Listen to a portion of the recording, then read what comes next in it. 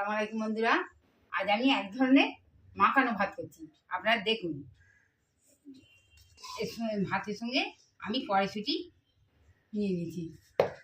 আর এই ভাত মাখানোর জন্য কী কী লাগছে দেখুন। প্রথমে শুকনো লঙ্কা ভাজা, শুকনো ভাজা, তেলে না, শুকনো ভাজা।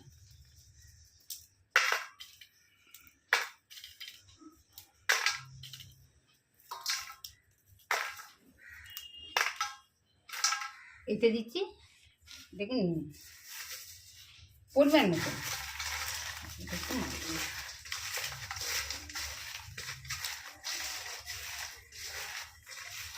আপনাদের ঝাল যে যেমন লাগবে তেমন দিয়ে খাবেন। তোমার ধনে পাতা, পেঁয়াজ কালি,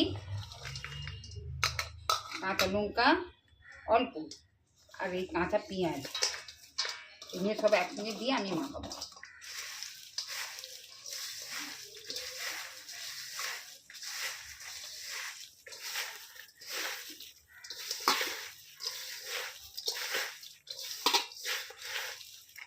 দেখুন বন্ধুরা, আমি সব একসঙ্গে সব মাখিয়ে নিয়েছি, ঠিক এইভাবে মাখিয়ে নিয়েছি। এবার আমি এতে দিয়েছি এই দেখুন সর্ষের তেল। সর্ষের তেলটা একটু বেশি লাগবে।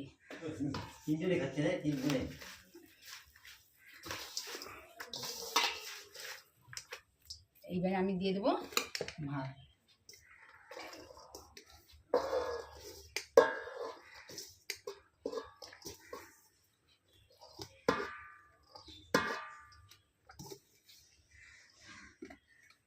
আমার যত পরিমাণ মতন আমি ভাত নিয়ে নিলাম।